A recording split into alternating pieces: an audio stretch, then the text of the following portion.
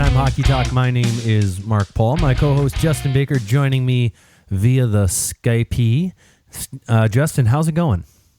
Good. By the way, you sound very sexy, by the way. All right, perfect. Yes, it's funny. I have two condenser mics that have been in their boxes since we started recording the show because I was convinced that the dynamic mics would sound better. And the one time I plugged these in, I had a hard time figuring them out the best way they needed to sound. And now I'm convinced that both need to be out and the other ones need to be put away for other uses. So, so hopefully the sound quality increases. Always trying to make the show sound better for you, the listener. And so thanks for putting up with garbage audio for a minute, just for like 111 episodes. Just terrible. No, it wasn't too bad. So on today's show, we want to talk about a few things. Of course, there were some trades a week ago, and we're starting to already have some fallout from these trades. We'll talk Adam McQuaid and the Columbus Blue Jackets and everything that is Jonathan Tortorella. And we'll also talk a little bit, maybe we'll throw out some thoughts on John Tavares going back to the Islanders. We haven't had a show since this happened, and of course his return to Toronto and the giant circle jerk that happened there the night afterwards. And I think ultimately where we're going to land are the coaches that should be fired before the end of the season, or the ones that will be fired shortly after the season is over. I think at this point we're probably all set. Probably not too many coaches get fired with 15 games left to go, but anything's possible. But let's first start with the Tavares to the Islanders, and Justin, I want to get your thoughts first as an outsider looking in at this whole thing. What did you think? Positive, negative? Give us your thoughts. Well, my first reaction was seeing the clip of the fan who just literally has Tavares is going off the ice after that beating that Toronto took and chucks the jersey at him, which I found kind of comical. I never understood when fans, especially it's been happening a lot more recently with the Edmonton Oilers, right? A lot of jersey throwing onto the ice, just sick of losing or whatever. I never understood that because you're paying $150 for these jerseys and fans just whatever. I hate this guy, I'm throwing it. Yeah, at least $150. Although if you buy it from China, maybe that's you can get those $30, $40 jerseys from like DH Gate or Alibaba, whatever. I can't remember what those sites are. But I agree though. I mean, you're throwing money at a guy, but if it's caught on video, like that guy has a video that, I mean, if the background of your phone could be a video, I would have that. If that was me, I would have that on my phone for the rest of my life as my video. There you go. I want that. That's the GIF. You look it up at the GIF when you look up your name, that pops up. I would be okay with that. That would be kind of fun. Yeah, for sure. You know what? I honestly think from an Islanders perspective, you're happy you put a beat down on the Maple Leafs because one, you're just saying, hey, you know what? We didn't need this guy to be successful, right? We're sitting in first place. Last time I looked, anyways. They're second, but second place. Okay, I'm sorry. You're sitting up there. Playoff team. You're feeling pretty secure about your position. I mean, at least better than they did when they had John Tavares, anyways. And from a Maple Leaf standpoint, I think you got to be pretty happy with Tavares so far. You can't be really disappointed. So yeah, I mean.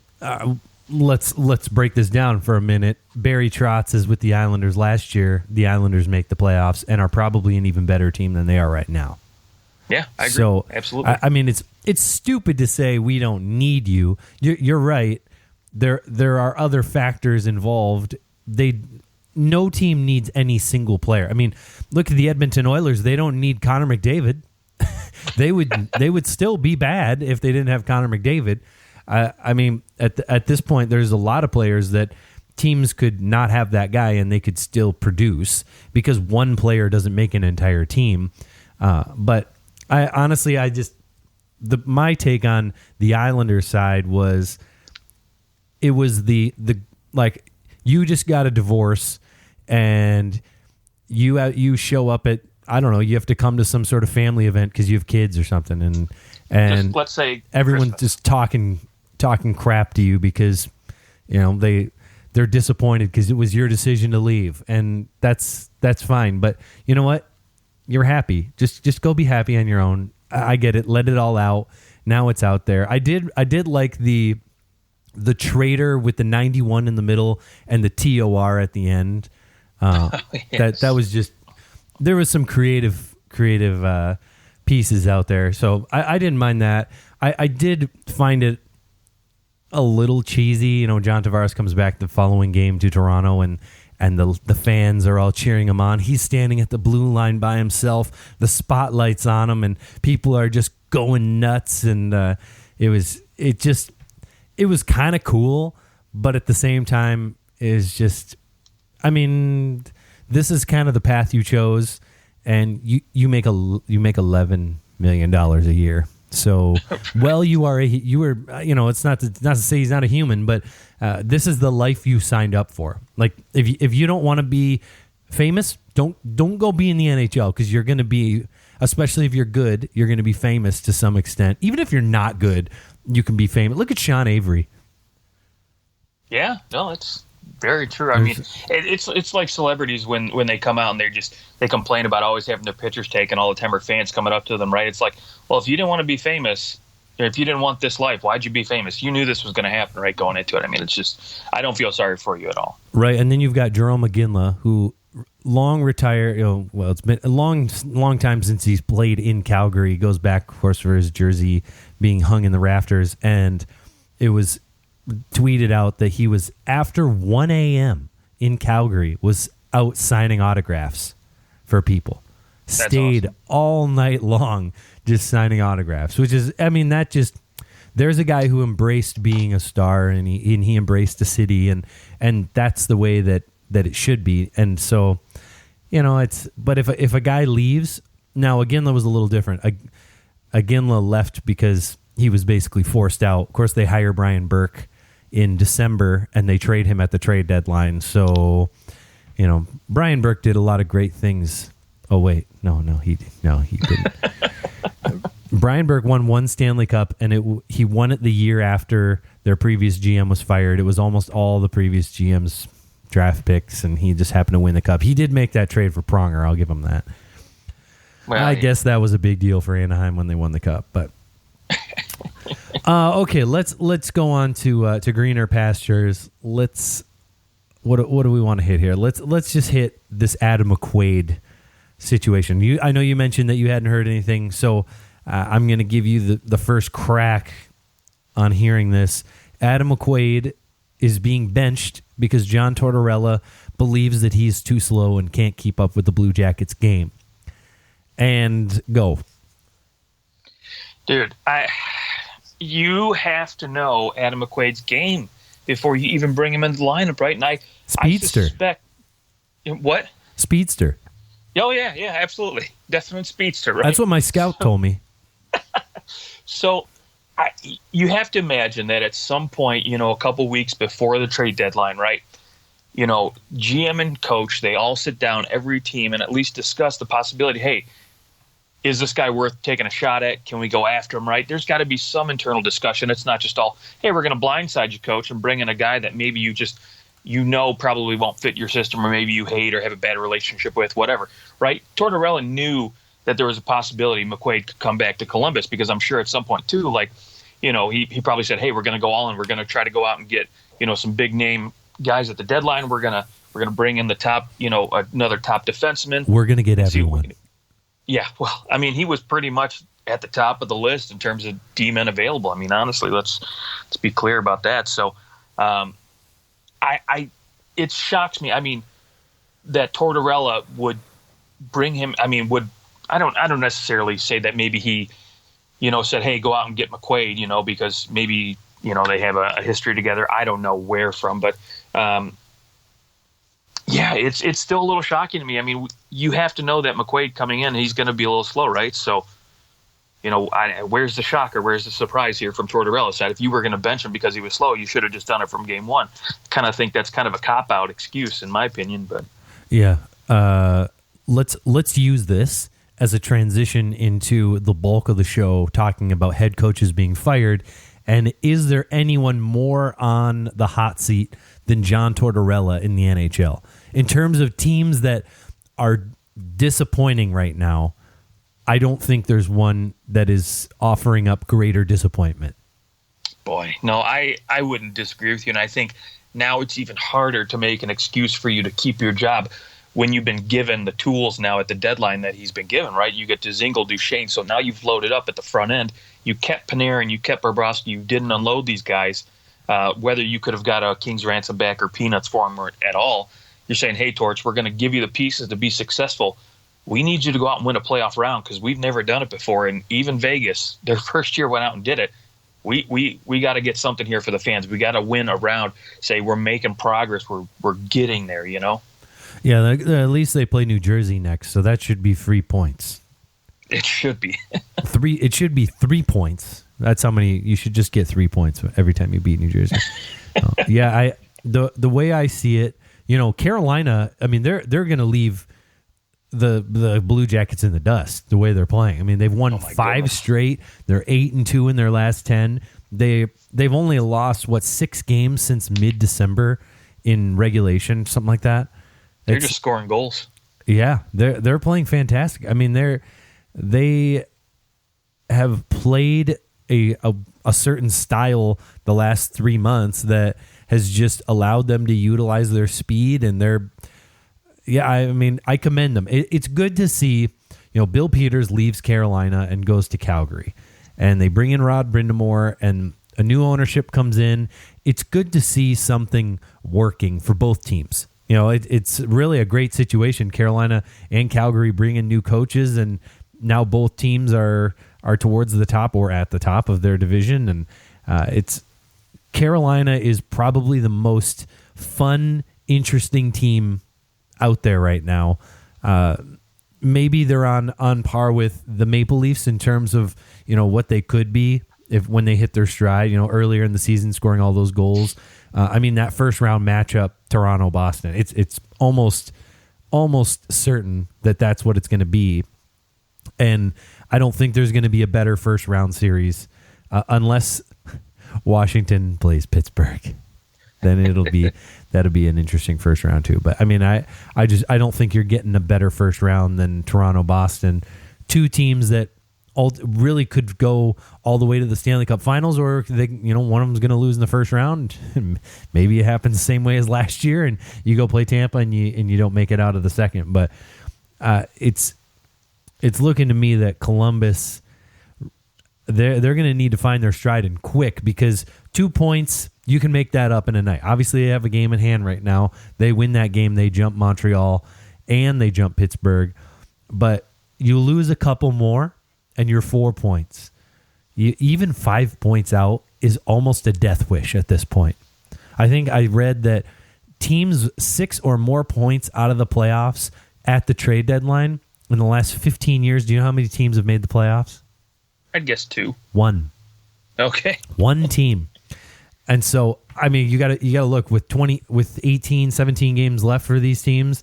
If you're 5 points out, it's going to be very difficult. So, I mean, they need to keep pace here. And obviously, nice when you get to play a couple of these, kind of bottom feeder teams. Especially these teams have traded everyone away.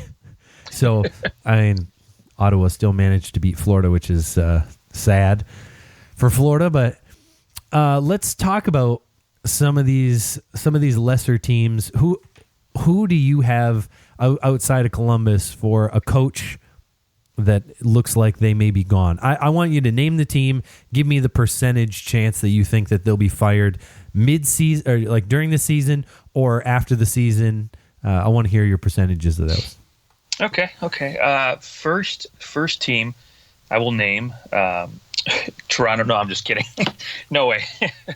I'd probably have to look at the Pittsburgh Penguins and Mike Sullivan. I think there's probably a 2% chance that he gets fired mid-season. But honestly, I look at this team and they almost have. They're starting to go a little downward trend, right? You've seen every year since they were the hot Cup winners a few years ago, and it almost seems like they've been trending downward every year, right? And this year they're just barely hanging on to a wild card spot. They've got Columbus right on their heels. They just got kicked out of the Metro here by Carolina, who's playing so well right now. 6-2-2 in their last 10, which is great. Don't get me wrong.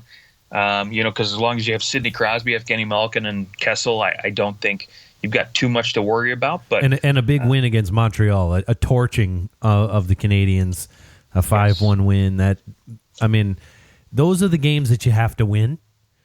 Those are the ones that put you over the top, and so they were able to hang on. They, at very least, this team knows how to win those big games, and so I would agree with you with the mid-season. It's not going to happen because, unless Pittsburgh goes and loses 10 in a row, it's not going to happen. Do you think that they have to advance so far in the playoffs, or is this just a matter of, season's going to end, and unless they do something pretty significant in the playoffs, they might try and reshape something? How much of the coach do you really think is the factor as opposed to personnel? No, I do think it does have a little bit to do with personnel. And I think Mike Sullivan would be in trouble if they don't make the playoffs. I think it's a 50-50 shot at this point if they don't make the playoffs that he'll be replaced. Because Rutherford, again, he's not he's not afraid to make the big move, right? So wouldn't shock me if he makes the big move behind the bench. However, I do think Sullivan is his hands are a little tied when you look at some of the personnel he does have, right? He doesn't have the marquee names on defense, right? He's got Letang, but after that, there's not really much to be excited about, right? Schultz can't seem to stay healthy. And then, of course, you've got to rely on guys like, Jack Johnson back there. And it's like, okay, well, big whoop-de-doo. They could have Hainsey back. Very well could. He's this is my thought on Pittsburgh. I'm going to say there's a 0% chance he gets fired in the season. And I would say that it's about a 5% that he's fired in the offseason, just for this fact. You look a year ago, they lost to the Stanley Cup champions in, was it 6 or 7 games? 6 games. 6 games. Yeah. They had beat them the year before, and the year before that, right? 2 years in a row. Oh, yeah. Beat them. So in my mind, last year was, are you really going to think of the times that a team has beat a team 3 years in a row in the playoffs? I don't, off the top of my head, I don't know how many times that has happened. I think that the Leafs beat the Senators 3 times in a row in the playoffs. Not 3 years in a row, but 3 times in a row within enough time where it was mostly the same team, maybe like 3 and 5 years or something like that. But to me, he's secure because if they go and miss the playoffs, you're going to go, all right, there's something wrong here. We don't have the right personnel. We've had goalie issues all year long. And so I think that he gets that opportunity to rewrite the ship because he has been so successful and he has been able to take players who maybe you wouldn't necessarily look at and go, yeah, that's going to be a guy who scores 30 goals or 20 goals, and he can take those guys like a Brian Russ, like a Jake Getzel, like Connor Sheary, who's not there anymore, and these guys that they took on the Stanley Cup runs. And so I think he has another shot for next year, unless there's some strange, friction in the relationship between Rutherford and him. I don't see him getting fired, barring something pretty cataclysmic, like if Sidney Crosby saying, "I want him fired," which I don't think he's that guy. Yeah, no, I don't think Crosby's that guy either. I think. So another team on my list, I would probably say that their head coach would be on the hot seat in my mind. And I actually didn't think he was going to last the year because I predicted this team to pretty much fall out of playoff contention. And they've been skating on thin ice, been a bubble team for most of the year. That's the Minnesota Wild and Bruce Boudreau. I would probably be the same. I would put it at like a 1% chance he gets fired in season. But I do think with the new GM in there, Mr. Fenton, he's looking to make some big changes to this team. And, I think Bruce could be a casualty of that. No fault of his, but... Well, he just doesn't play the kind of game I think that Paul Fenton is looking to play. No, I would agree with that as well. And I think, they're going to start seeing a bunch of personnel changes in terms of the players that they want to bring in. We just saw it. They went out and got rid of Granlund, brought in Donato. So there's a big change right there. You've seen some big names taken, leaving town. So I'm gonna throw out another team. The Colorado Avalanche. I think Jared Bednar needs to go.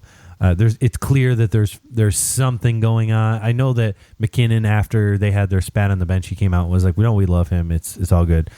Sure. I don't buy it. And even if they like him, doesn't really matter. There's plenty of players that like their coach and the coach gets fired. This team, to me, there's much higher expectations. They were expected to grow from last year. They really didn't lose anything from last year. They really only added. Granted, some of those pieces haven't worked out, like a Grubauer, and goaltending has been a little shaky, but they've had no trouble scoring goals. It's really just that top line. But Jared Bednar, to me, he could be let go, and if he is, I'm going to give it a 20% chance that Bednar's fired in the offseason. If Boudreau's fired, I think Boudreau would be a great fit for Colorado because he plays that high octane, like up tempo type of offense. He could really. I mean, he worked wonders with Alexander Ovechkin had I think his best year with Bruce Boudreau as his head coach. So I think you could see some flashes of that. He knows how to coach very high end players, and that's something that Minnesota's been missing the whole time that he's there. He doesn't have those real high end guys. Eric Stahl was at one point, not anymore. Maybe has some higher end defensemen, but Zach Parise was a high end guy. But really, since Bruce Boudreau got there, he's been hurt.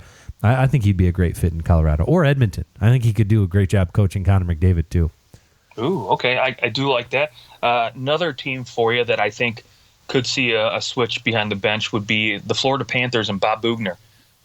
This is a team where management has been just in chaos since they got rid of what's-his-face, Gerard Gallant.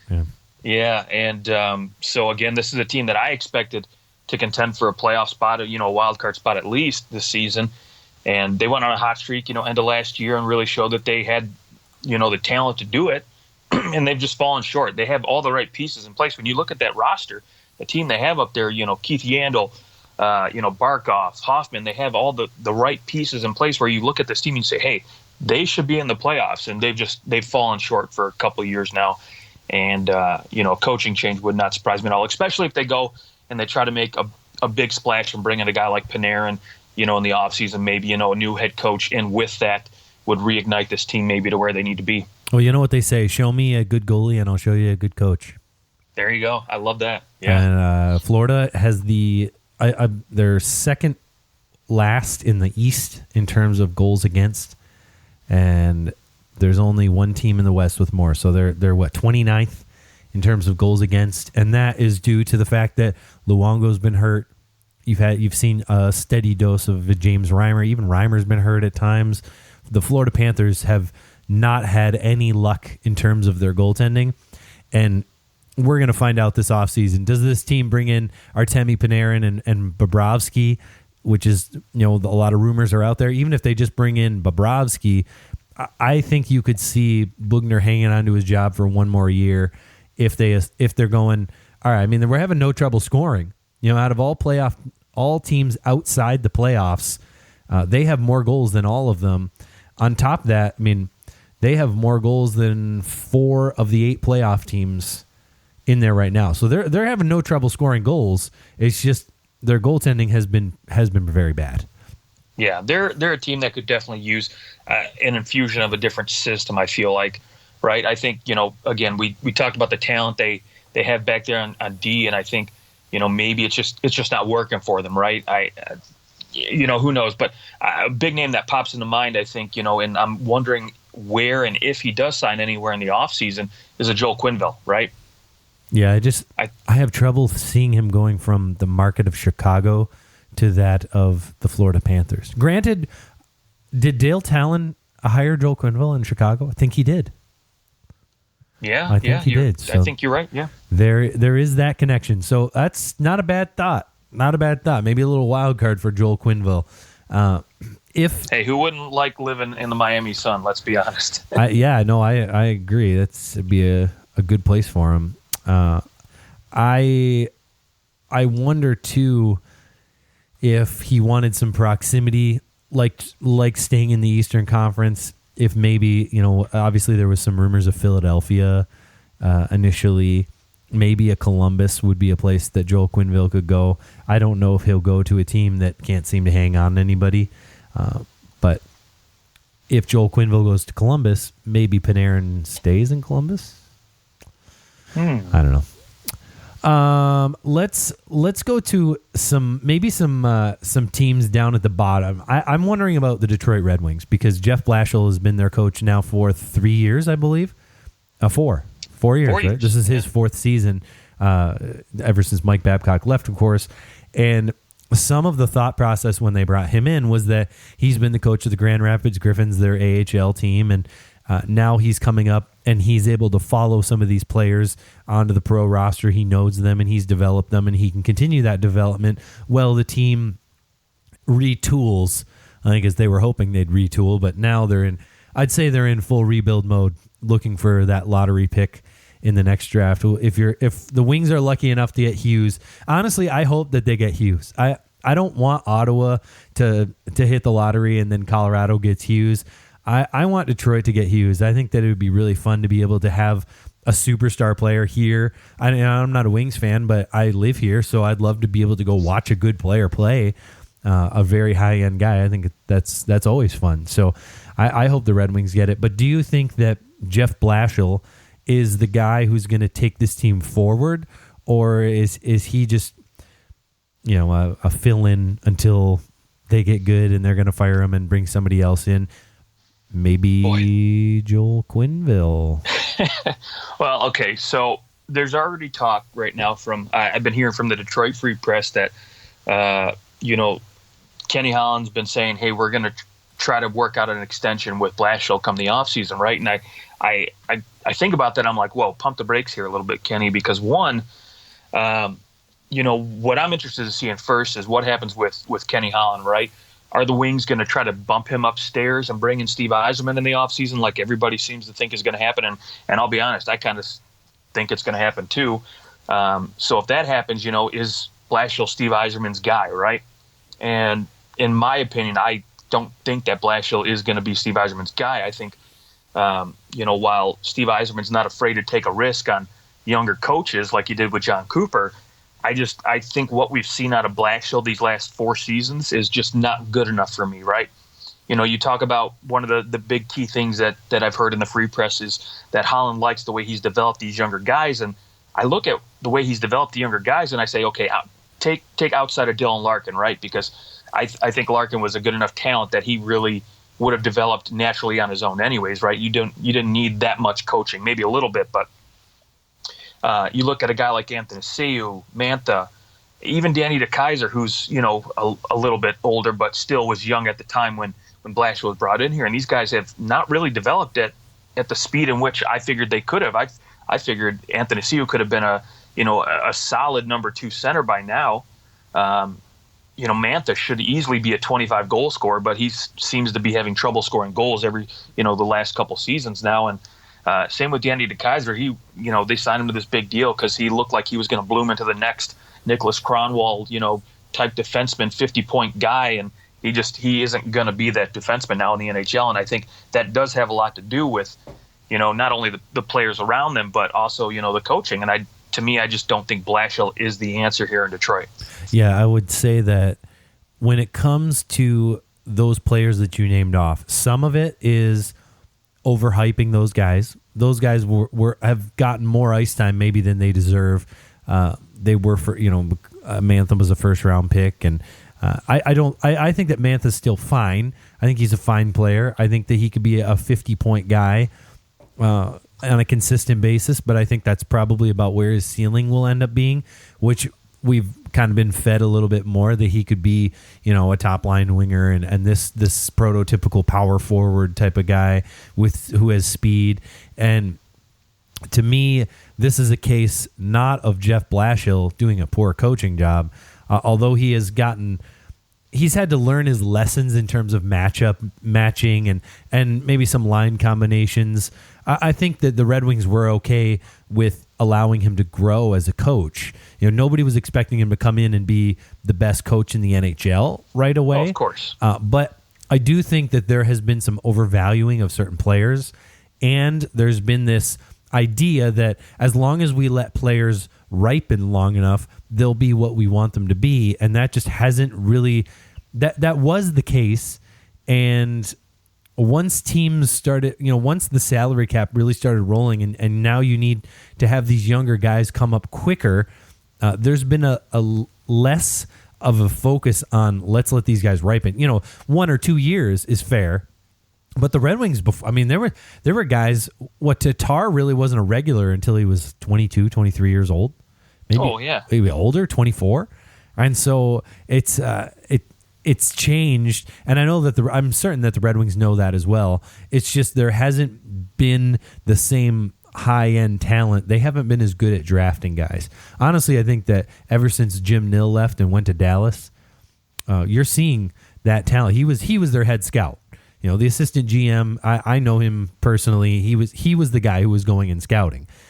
So he was making those decisions. And you look at now, Jim Nill may not be the best general manager as a whole, but he's a damn good scout. You look at Miro Heiskanen and John Klingberg, these players that he's taken, not necessarily at the top of the draft either, who have come in and been really nice players for them. The Red Wings don't have that. They had that when they had Jim Nill. And so I think you're right. Steve Yzerman has to come in here. He needs to revamp the scouting staff. And maybe it's not even revamping the scouting staff. It's that mindset and the culture and what we're looking for. Maybe there's some guys who can see what they're looking for, and maybe they need to bring in some new faces to that. But I can see Blashill lasting another year. He'll probably get next year, and if they don't show a marked improvement, then he'll be gone. Yeah, that's fair to say. Let's go one more team, and I'm gonna throw out an interesting one to you. Where do you think the Winnipeg Jets are if they can't make it out of the second round? Ooh, I was just about to say, I think this is a team that needs to go to the conference finals, right? Round 3. Paul Maurice, he is definitely... No, they did that last year. They did go to the conference finals last year, right? They did. And I think, without... boy, this is a tough one because you look at this team and they have all the right pieces, right? You should say, looking at all the other teams around them too, you should say that, hey, Winnipeg has a good shot to get there, right? I think they were very patient with Paul Maurice early on, right? There were plenty of times where you would have probably looked at the Winnipeg Jets and say, hey, they just haven't progressed. They haven't gotten there yet when they first started this franchise. And by started this franchise, I mean when they, brought them back. Right. I think he is the second longest tenured coach right now in the NHL behind John Cooper. And yes, he's been there since 2014. He was replaced Claude Noel. Yes, he was their first coach, and then in came Maurice. So yeah, and I think they were very patient with him early on, and it's paid off in the terms of now you have a team here over the last couple seasons where you look and you say they should be contenders to make it to the Stanley Cup Finals, and I think right now you do need a Winnipeg team that can go the distance, and I think making it to the conference finals would be enough to say, hey, okay, good, we know this is good enough. We just want to get some of our younger guys to develop, and by younger guys, I mean Laine, you need him to take another step. You need Hellebuyck to continue to grow a little bit more, and then you want your depth guys to develop, and so I think if they can get that far in the playoffs, I think he's safe. But however, if they make it to the second round and maybe push 6-7 games and make a series out of it, maybe against, right, St. with Nashville, Louis, it's going to be against Nashville. Yeah. Yeah. I think there's probably a 20% chance that he would get fired in the offseason, maybe less than that, maybe 10. But to me, I think, he's got to go far in the second round, if not make it to the third round. Did you see the Athletics player poll?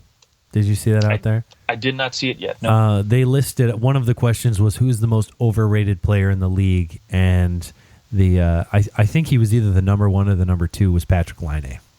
Oh, wow. according to 200 players in the NHL. So Wow. I don't know what to make of that necessarily, other than the fact that it seems to me that Laine needs someone else. Laine isn't good on his own. He's not Ovechkin. Like Ovechkin could create things on his own, whereas Laine hasn't had that same high end level of creating his own space, and he needs somebody who can get him space so that he can maneuver and take that shot. I mean, he has a wicked shot. That he still has top 10 shot in the league. I just don't know if he's as high end as he's been pumped. Yeah, I would probably agree with you, and I think we've sort of noticed it a lot more this season because he hasn't seen a good center with him. No knock on Brian Little. I still think he's a very capable center, but I don't think he is the type of center that's going to be able to help Patrick Laine grow. And you look at it lately, right? They moved Patrick Laine up on that first line with Scheifele and Wheeler, and he started to play a lot better, right? He hasn't been, as goal-ridden as he has been, over the last couple months. And, I think that would kind of, be evidence to your argument that he does need a quality center to play with, because he's not a Patrick Kane. He's not a Ovechkin, like you said. That's exactly what I was thinking. I was thinking of Patrick Kane. Even Ovechkin, you could make the argument that he needs Backstrom or Kuznetsov. But Patrick Kane, I mean, he has played with seemingly everyone from Nick Schmaltz to, Artem and Nisimov. Give him whatever center you want. He's going to make everyone better, right. which I think starts with a certain attitude that he has. He just has this swagger about him. Patrick Laine just looks like a homeless bum. With especially when he had that beard, so yeah, I do think I don't think that Paul Maurice will get fired in this offseason, even if Winnipeg lost in the first round to Dallas or something like that, or they lost to Minnesota, or that might be people be questioning. You know what could happen? Oh, I just noticed this. You know what could happen? The Arizona Coyotes. Before this will be the last thing we talk about for the show. Arizona Coyotes right now are 8-2-0 in their last 10. They've won 6 in a row, 69 points. They've got a game in hand on the Wild, and if they win their next game, and they'll be tied in points. They don't have the regulation overtime win tiebreaker, but I mean the Arizona Coyotes are knocking on the door. Can you imagine Arizona against Winnipeg in the first round? That would be a fantastic first round. That would be fun. That would be fun. And I'm hearing, too, that Antti Raanta could be healthy to return by playoff time. We don't need him.